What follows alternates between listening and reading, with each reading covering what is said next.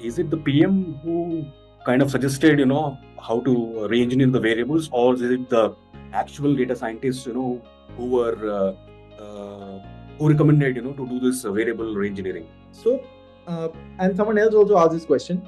In AI models, building AI products, right? The product manager is the one who gives the direction in terms of this is what we want to build, this is what we want to achieve, this is the these are the problems that we are facing.